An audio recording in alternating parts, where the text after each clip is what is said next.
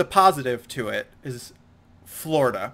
So I posted about this online, and Florida does early voting. I think they start mid-September, Oh and wow. they count the votes as they come in, and they release them. You can go look at them online. Hmm.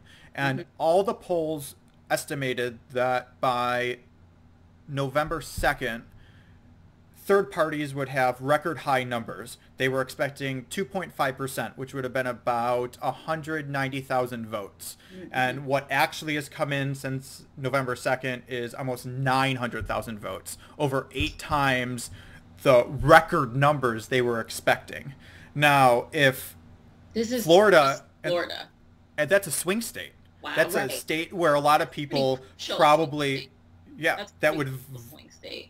Yeah. exactly. And most, I would think, a state like that, a lot of people who would be empathetic to the third party and want to vote third party would Hmm. not, out of the fear element and the spoiler narrative and all these Right. things. So if that is an indication of what the rest of the electorate around the country is going to do, we can see third parties with 20 to 30% of the vote this time, and that's insane. I mean, getting 5%, they get the federal matching funds, they get automatic ballot access in a lot of the countries.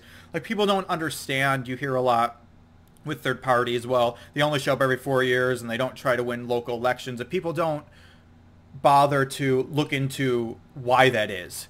And it's a lot with ballot access. Like, you don't see the third party candidates to right before the election, it seems, because they're spending all their resources just getting signatures to get on the ballots and get through all these uh, loopholes that they have to get through just to get on the ballot. And then they have no money left to even do anything.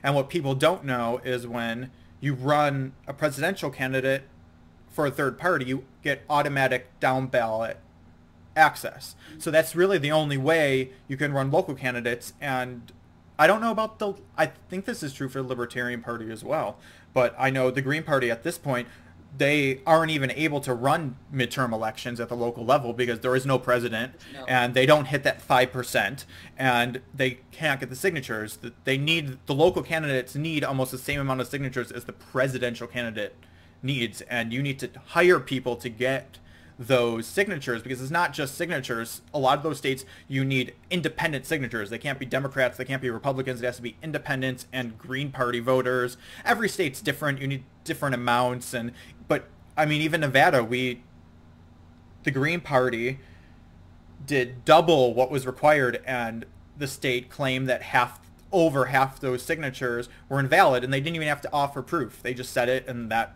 was it. There was nothing legally they can do.